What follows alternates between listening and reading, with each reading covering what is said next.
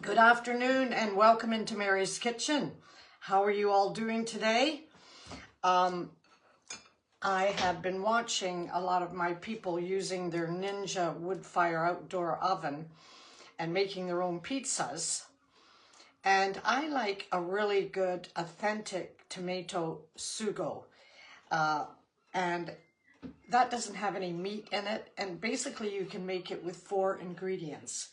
So it's a good one if you really enjoy just a quick pasta. It's easy to make. You've got probably the 4 ingredients sitting in your cupboard. Hi there, Virginia. Nice to see you. And it's pretty simple. But what I do is I buy a really good quality of tomato. And I buy cherry tomatoes in a tin. All right. If you can get, what's the one called? Marzuno or something is the Italian one. I think I'm saying that correctly.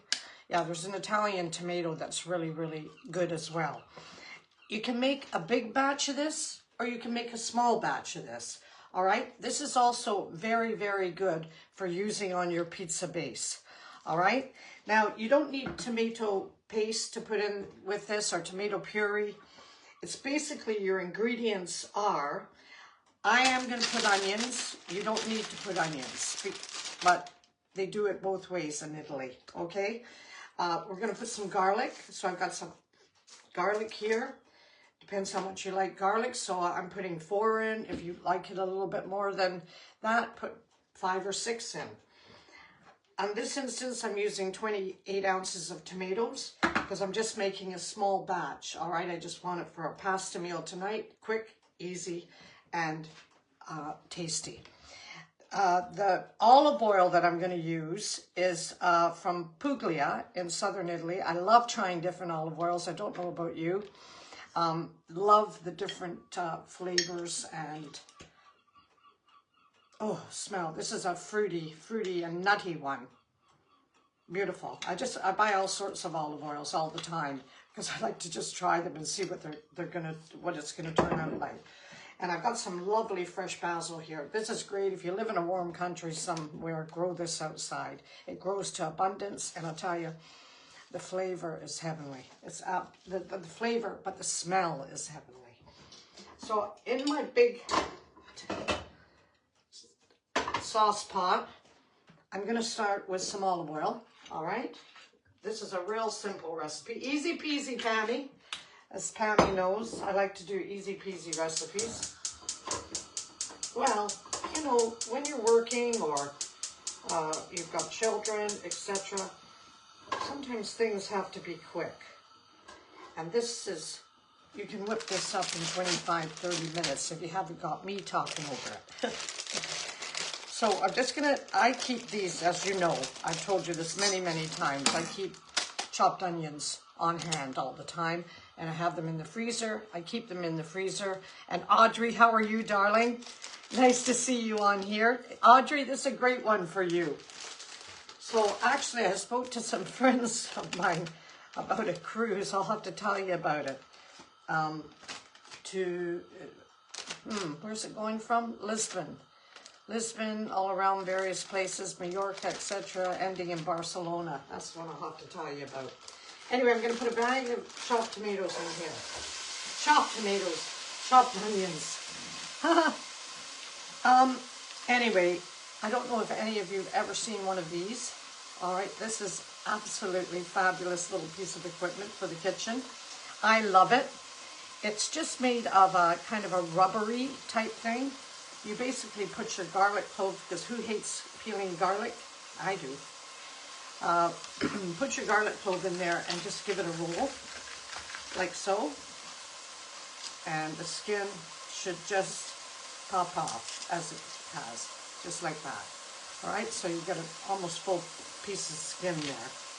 Just put your garlic in there and give it a roll. If not, you'll have to do it the old-fashioned way and just take the skin off.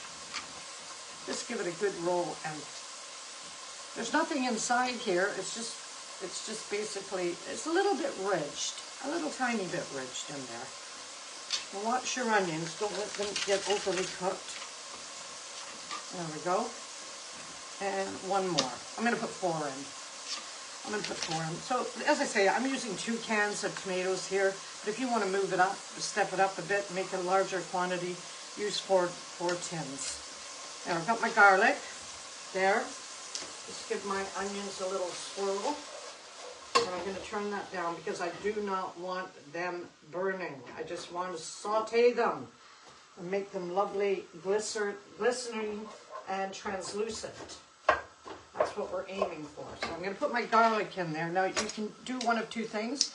You can use a crusher. And I think I'll just use the crusher today because it's easier. And plus, you get, you know, the garlic disperses better into the sauce rather than cutting it into pieces. So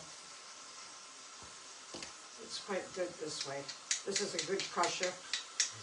Some of these little, garlic crushers are not very good. In fact, this is a Pampered Chef one. Must have got that some time ago. Plenty of garlic in there. One more, just for good luck. And hopefully we'll get through this video without Henry knocking on the window. We've already had Henry here today, wanting his chicken sandwich, which he duly got. Right, so I got my garlic in there, which I'm sauteing with my onion. And as I say, I buy chopped onions, I put them in the freezer, and I have them on hand all the time. Now, in authentic Sugo, they don't put tomato puree, tomato paste, whatever you want to call this. Hi, Eleanor. Hello. Oh, good, Diane. Well, here you go. This is an easy one. I am going to put a little bit of tomato paste in because it helps to thicken up the sauce a wee bit. And if you do, and I know a lot of you probably have pizza ovens, and this is the kind of sauce that you want to put on your pizza base. And this is a great sauce just to have. I can't eat meat very well just at the moment. It's not that I'm vegetarian, but I just can't eat meat at the moment. And so in this sauce as well, you could take it up a next level by adding some mushrooms, by adding some peppers, whatever vegetables you like. You can add some cut up zucchini and then serve it over a pasta. Fabulous dish. So they're doing nicely. I'm just going to put a squirt of this in. Probably about a tablespoon. Yeah, about a tablespoon there. And mix that through. Mix that through your onions and your garlic. Very simple. Just let that cook for a minute. And what I like to do when I'm opening these cans, because of my nails, I like to use a little teaspoon and just get that under your opener, and then you can pull it open. There we go. Okay. And then I'll put that there. And yeah, I've been watching people cooking a lot of pizzas in the wood fire outdoor ovens. Mine was a terrible flop. It ended up being a plaster disaster. So it's something that I need to work on. I cooked a big piece of prime rib in there though, and it turned out fantastic.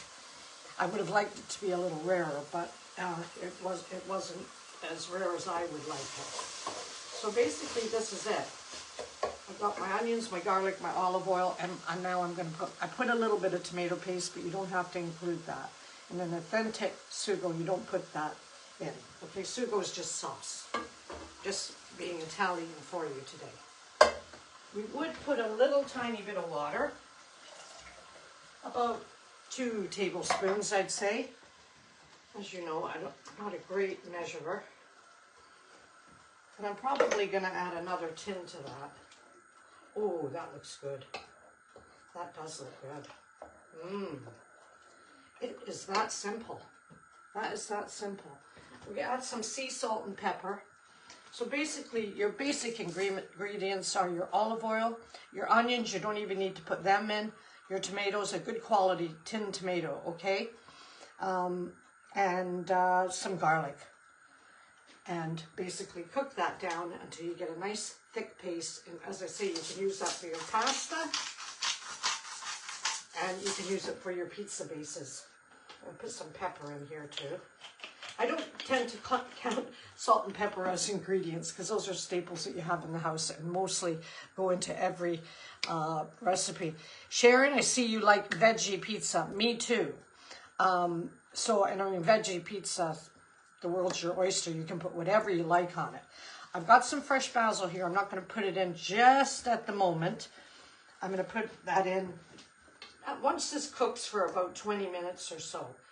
And I get a nice kind of thick tomatoey sauce here going on. And if you wanted, you could add some mixed herbs. All right. This is pretty much a basic sauce recipe, and you can make it to your liking and add a few things and get adventuresome. No, it's not, Joanne. It's not in my cookbook, but it's very, very simple to make. I'll list the ingredients, okay? But as I say, you can add things to it and really make it special the way, you know, that you would like to have it. You can add more vegetables to it. You don't have to put onions in if you don't like onions. And then, as I say, put some fresh, lovely fresh, either mixed herbs or put some fresh basil in there. Mamma mia, beautiful. Yes. Mamma mia is going to be so happy with you. And then served along with this, I'm going to make some lovely bruschetta. And what I basically do is just chop up some tomatoes with some garlic and some olive oil and some fresh basil. Toast my bread first, okay? And you can rub it over with a garlic clove after you've toasted it. That gives it a really, really nice flavor. And then once you've toasted your bread, put your tomato and olive oil basil topping on top of there and garlic, and then put it back in the oven just for a few minutes to heat it up a little bit. And you got yourself a beautiful bruschetta. So there you go. It's Italian tonight. So I hope you enjoy that, and I hope you get a chance to make it. And thanks to all of you for coming on. It's such a pleasure to see you. Such a pleasure to be here as well. All right. Hi, Diana. How are you? Are you going to make it for your tea? Well, there you go. You see, Diana's watching this, and she's just going to go make this for her tea tonight. It's so simple. A couple of tins of tomatoes, some olive oil, garlic, and if you have it, put some onion in there. And then if you wanted to make it, take it up the next level, add some mushrooms, add some, you can add some bell pepper, you know, add some mixed herbs. You could add some paprika if you wanted. So there's lots of options. But I'm basically giving you the basic recipe to make your life simple, make your life easy. And then what you do with that, that's your invention. All right, thanks for joining me. Love you all, and I'll see you soon. Thanks for coming into Mary's Kitchen.